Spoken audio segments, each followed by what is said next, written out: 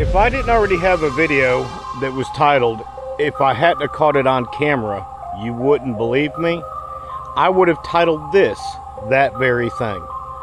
I can about promise that just when you got it figured out, you didn't know the half of it. So last night I'm on the phone with a buddy of mine named Monty, and while I was on the phone with Monty, I hear this buzzing sound, and I look out in the yard, and I got a dang swarm flying around. So I was like, well, hey, let's grab the camera. I hit record, and the camera's in slow motion. Check out this beautiful footage.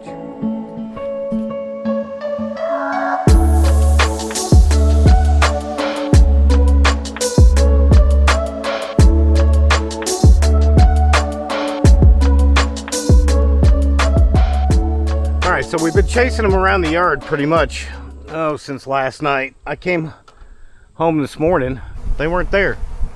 So they must have moved trees, and now they're trying to figure out where they want to go. And I ain't got to drop a swarm commander to put on that nuke. October swarms, God, it's going to be small. Hey, hang on a minute. I think they're smelling the box. Get it. Sprinkle some candy corns on the ground. Yeah, candy corn will get it. I mean, they're settled right here. They just don't know what to do. Well, we're not in a dearth right now. I got a bag of cutout comb on the back of the truck from yesterday, and it's barely getting any attention. A dearth is the lack or scarcity of something. For a beekeeper, that means the lack of available nectar flow for the bees to grow on. At this time of the year in the fall, the bees collect nectar from a wide variety of fall plants. One of the biggest ones are goldenrod. If that lack or scarcity of a flow is there, bees will tend to try to rob other bee colonies and steal their resources.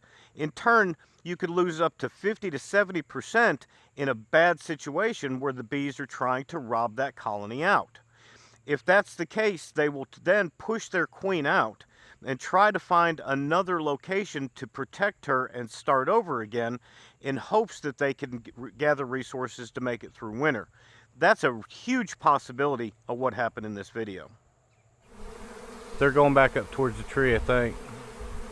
And they're starting to get louder. Like, hey, y'all, come over here. We'll get them out of that tree, too. If they'll just land somewhere, I'll be happy with it. Come on. This is like real time right here. Live action. Live action turtle man. Oh, my goodness. Well, there you go. I'm going to let them settle, and we'll come shake them here in a minute.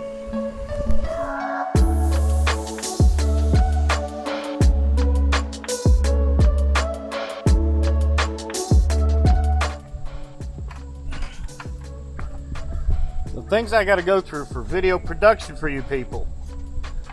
I mean, for serious, I better get a like or 3 out of this. You're killing me.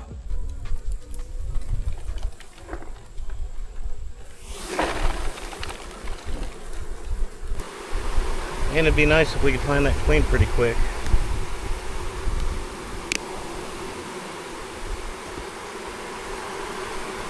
That's a messy box.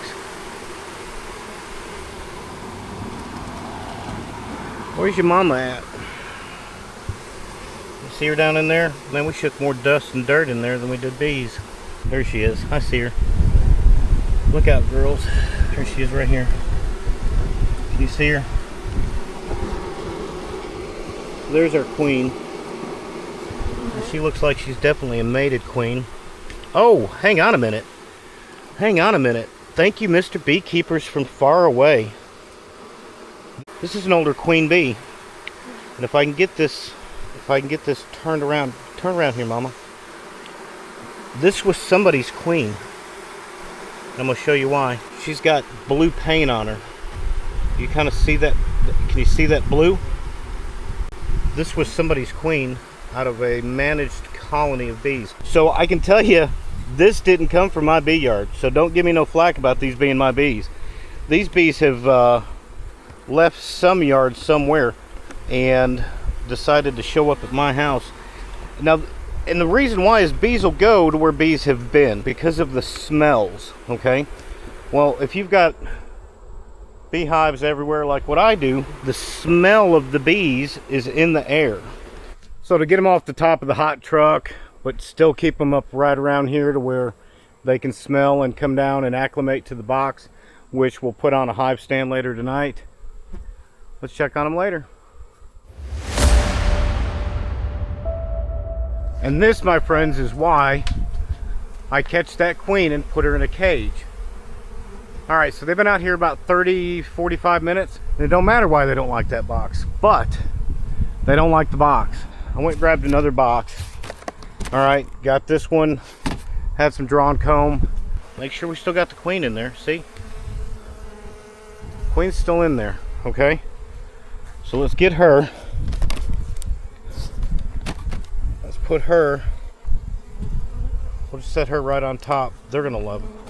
They're gonna love this. Let's try this again, but with a different box. And see if that makes a difference. They'll come back down to that, but yeah, I don't know why they don't like this box. That's all right. I'm gonna leave this. I'll let them come out. We'll check it again here in an hour. So that was really interesting. They did not like that box. This has been about 15 minutes. Oh, but wait, there's more. Nobody expected this. So while I'm trying to catch this swarm, our queen is still in there. See that long body? I promise you, for those that aren't beekeepers, she's right there. And I got all this going on. And I'm sitting here and I'm just kind of like, why are you guys down here? You guys are checking this out, you're walking around, and then all of a sudden, come walking around and I find that. You see her? That's a big old fat queen. This is another swarm. Where did you guys come from? What is going on here, people? Back to this. The box that nobody likes. All right. There's one. There's two. And they ain't coming from my yard.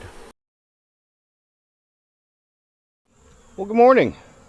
So we got the bees off the ladder. We got them set up.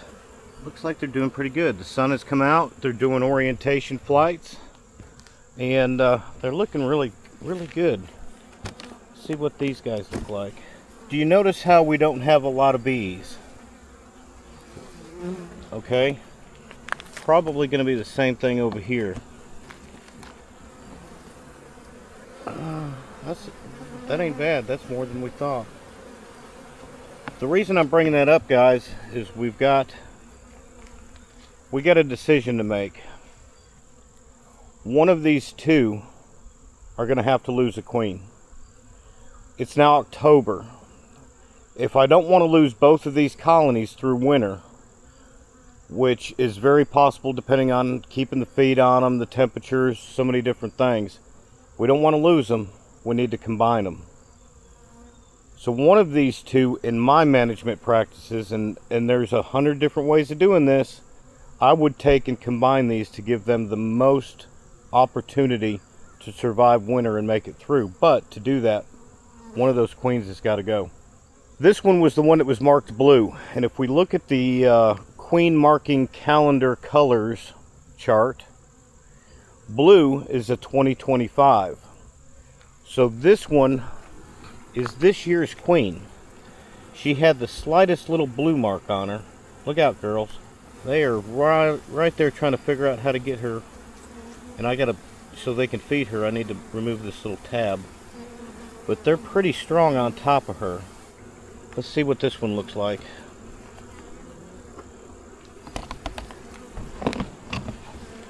It's kind of the same thing over here. The only thing I can tell you is we're gonna give them a couple of weeks. We'll let them build up. We don't have to make any decisions today. We got a good fall flow going on right now. We still got the nectar, the pollen coming in, and we're just gonna leave them on the stand for a day or two. Let them figure it out. We'll let them sort it out. It's okay. We see what progress they're making. I don't really know. But we'll leave the queens locked up for about 2 or 3 days. Let them bring some food in. Let them make home. I'm gonna go pull the little tabs on the bottom so the bees can get in that cage and clean their queens and feed them. And we'll try to do some update videos in the future. Kind of let you know how they're going. We may just drop a thought process, not an entire video, but just kind of let you know, hey, our twin nukes are doing great. Or if something happens and they don't make it, I'll let you know. But until the next time, see ya!